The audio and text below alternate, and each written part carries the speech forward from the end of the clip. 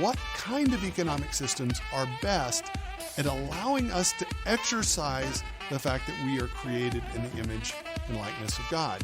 Now keep in mind that if you take tiny steps towards any goal, it's just a matter of when you're going to reach it. Scarcity is the first lesson of economics. Now, the first lesson of politics is to forget the first lesson of economics. If you don't provide real, actual value to people in exchange for the money that you're asking for in return, you will lose over time. We can see the economy as a social web that God has created for people to serve each other with their work. We have the Word of God that provides for us a foundation for knowledge, for truth, for beauty, for goodness, for dignity and value in human beings. We have the Word of God that provides for us things like this. Ready? Thou shalt not steal. Ethics on the legitimacy of wealth and entrepreneurship individually. Secondly, postmillennial eschatology, that is, the kingdom of God expands across the earth before Jesus comes back in final judgment. And the link to get those two together is the idea of the pursuit of self-interest leading to widespread economic growth and social transformation. What's up, everybody? Welcome back to another episode of Christ in Capital, the show that wants to encourage you to love God, love neighbor, and build something. I'm the host, Dustin Johnson, and this episode is going to be short. I just had something on my mind that I wanted to get out. I don't have an episode for this week, but I want to stay consistent with the weekly podcast, and so we're gonna talk about something that is on my mind, and I think it'll be really valuable to people who are thinking about economics.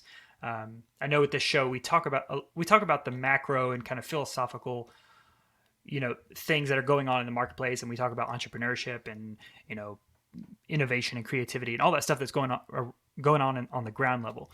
But what we're going to talk about today really is a combination of both. And if you're ever in a discussion with someone who's a little more versed in economic terms and it's just more studied than you are, at least when you reference this story that I'm going to tell you, you may look a little bit smarter than you actually are. But yeah, it's a story about that's asking this question: what makes an economy flourish and what makes an economy grow? Is it demand or consumption that grows an economy, where money is exchanging hands? As long as money is moving and it's moving with velocity and it's going to all these different places, as long as money is moving through the economy, then that's what kind of makes an economy grow and flourish and sustain. They call that demand side economics. You'll hear people refer to this kind of philosophy in reference to Immanuel Kant, Kantian economics. So that's one side. The other side is supply side economics, or production, the production side. People on this side would say production and saving and investing is what causes an economy to grow and to flourish and to get better. And I apologize. I'm sitting in a chair that's kind of squeaky, so I'll try not to move, but no promises you're not going to hear anything. So you've got these two sides, these two schools of thought. Demand side economics, which is, consumption. Get money out, let it move around, because that's what provides flourishing and growth and just an overall better economy. Or the other side, we've got production. People who save, who make money, they spend less than they make, and they save and invest the rest. Okay, I am going to be on the production side, and I think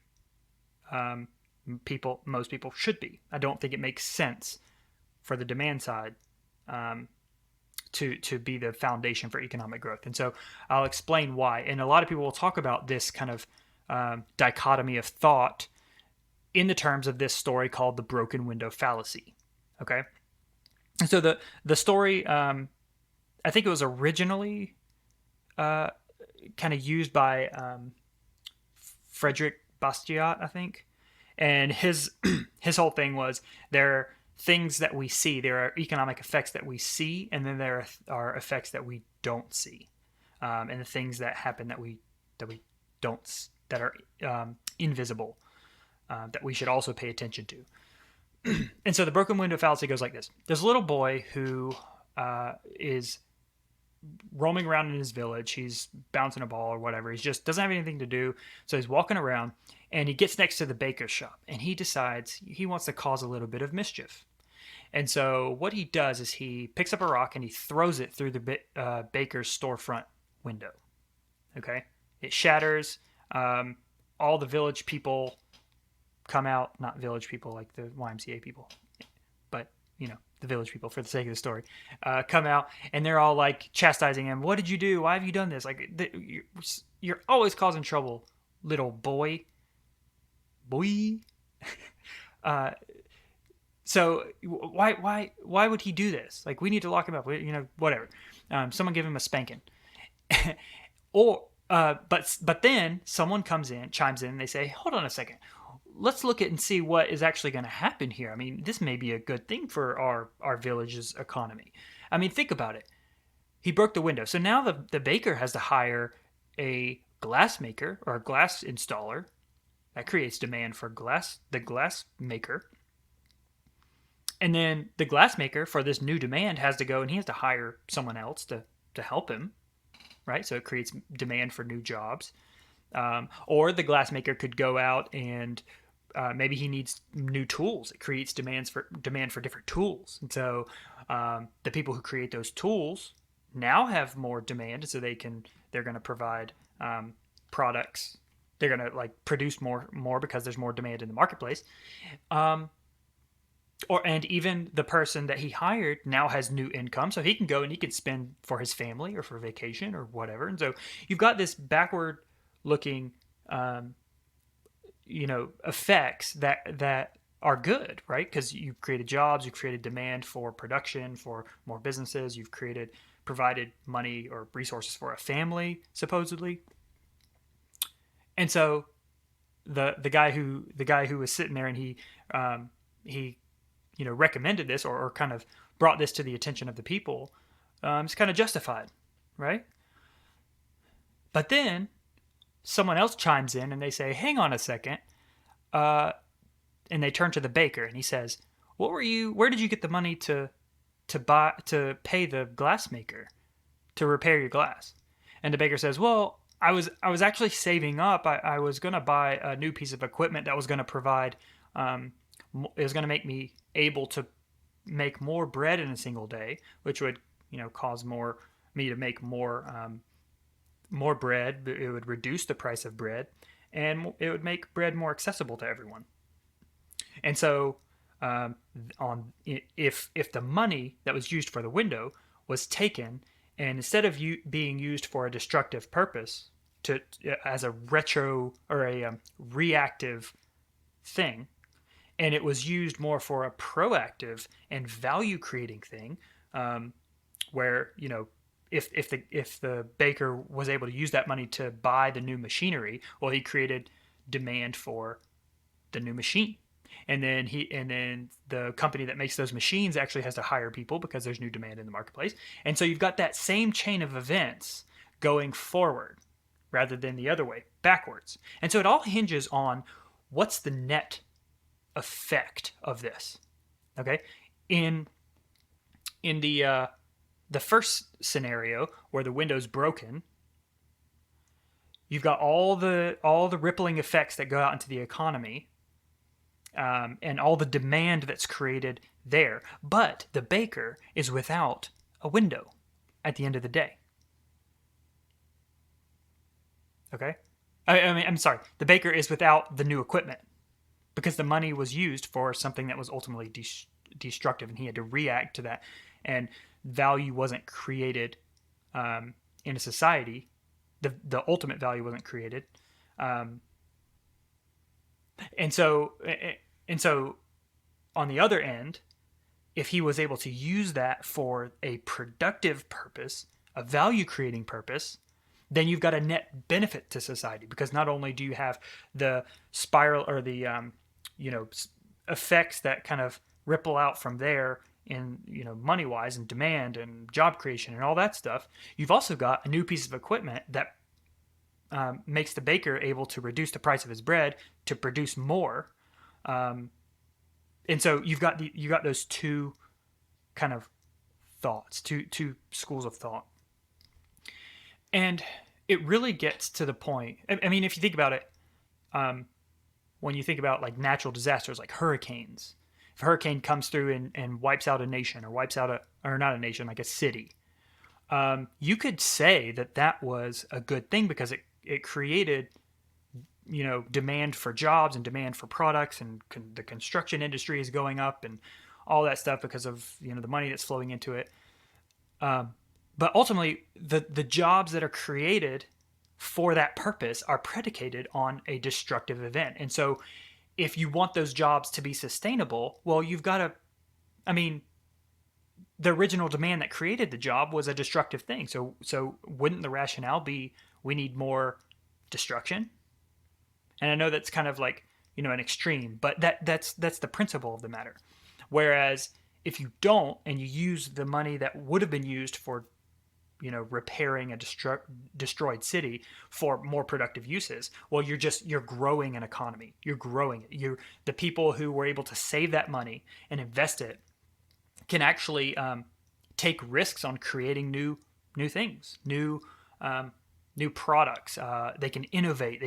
They can make art. All of these different things that are more a net benefit to society rather than a reactive net detriment to society. And so you can, I think when we look at our current political and economic landscape, where the government is pushing out money, and I know with all the coronavirus stuff, there's a discussion to be had about when is the right time to provide money to people to keep them kind of up and, keep businesses in business or whatever. But to think that that's going to be ultimately a solution is wrong. It's not a solution. It's not going to be ultimately helpful in the long run. Because what government does is it takes money and it says, okay, we need to create jobs. We need to stimulate the economy, without providing something of value. Okay. And that's not in all cases. I'm just saying in most cases, like you see the ditch digger, he's going, this is for like work programs that the government supports. The ditch digger goes in, he's doing construction, quote unquote, and he's digging dirt from one side of the road and putting it on the other side of the road. And you've got the 5 other guys sitting around there watching him, making sure that he's, transporting the dirt from one side of the road to the other correctly. The government created a job. They're paying him for it, right? But that in and of itself is not providing value to society, right? It's not a value producing thing. And so just because the money is out in the economy, and that guy may go and actually spend money and use it for something else and create demand somewhere else, the root of that demand, the root of the economic transaction is one that's not value creating. And so as Christians, and even if you're not a Christian, you really need to think of economics in these terms. You are required by God to love your neighbor, to serve your neighbor. And that requires you creating something, building something, producing something of value for the society as a whole. Okay? You do not look for a job just for the sake of having a job. Just because you're getting money does not mean you're helping the society. You're not helping the economy. There's a quote I like. I think it was Doug Wilson who originally kind of coined this phrase, but he said, when the Pilgrims got off the boat, there were no jobs, but there was a ton of work, right? There was a lot of things that needed to get done. There was so much demand there, and people, or there wasn't demand. There was just there was untapped value that needed to be tapped. People needed to go out and produce something, create something, go into the wilderness and shape it and form and fill it like God did in Genesis 1. And that's what we're supposed to do. So when you are at your job, find the way that your job is providing value to society and commit yourself to that 100%, fully commit yourself to it. God created us that way. And when Jesus came and he redeemed us, not only did he redeem us individually, our vertical relationship with God himself, the Father, he's setting our relationship with the earth, right? With the created order. He's sanctifying that as well. And so when we look at that through economic lenses, you should always be seeking ways to provide value to someone else. And, I always talk about it. Jesus, he kind of reiterates Isaiah's, I think it's Isaiah's, or is it Isaiah? No, it's Leviticus, I think. But he says, you should love the Lord your God with all your heart, soul, mind, and strength, and love your neighbor as yourself. Well, how do you love your neighbor as yourself? You provide for them. You provide value for them. You create something that they need. You produce something. You serve them. You provide a service. So all that to say, just because you've got a transaction in the marketplace, just because you've got money flowing, just because you've got dollars changing hands, doesn't mean that an economy is doing well. It doesn't mean that.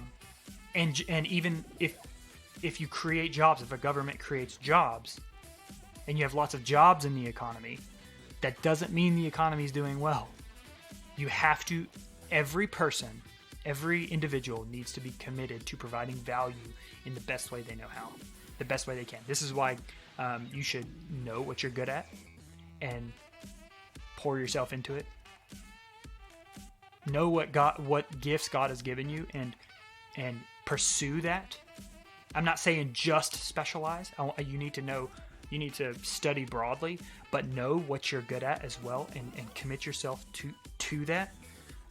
Because that's how an economy thrives, when every person is pursuing the thing that they're good at and providing that value to the wider culture, the wider economy.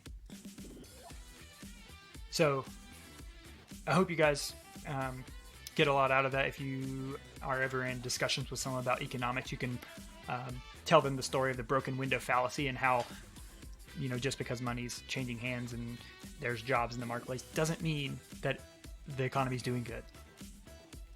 Right? Everyone has to be providing value. So, and then maybe in another episode we can talk about what value is, because I'm going to get off on a tangent. Nope, I'm not going to talk about it. We will maybe talk about it later. There's an awesome chapter in Thomas Sowell's Basic Economics where he's talking about prices. If you're listening to this podcast, you should have Basic Economics by Thomas Sowell. And every time you hear something in the news about a certain economic topic, you should go to that chapter in that book and read it. It's a really big book. It's like 700 pages. But it is so... He's a mastermind. And Thomas Sowell, if you're listening, happy birthday a couple weeks ago. Yeah, right. Thomas Sowell is listening to my podcast. Ooh, I don't know. Anyways, okay, so hope you guys enjoyed that. Subscribe to the podcast, rate and review us. It really helps when you guys comment on YouTube. I put all the episodes up on YouTube now. Give us a comment on Apple, Spotify, all those different places, and it really helps us get pushed out to a lot more people. So, thank you guys. We'll talk to you a little bit later. Go love God, love neighbor, build something.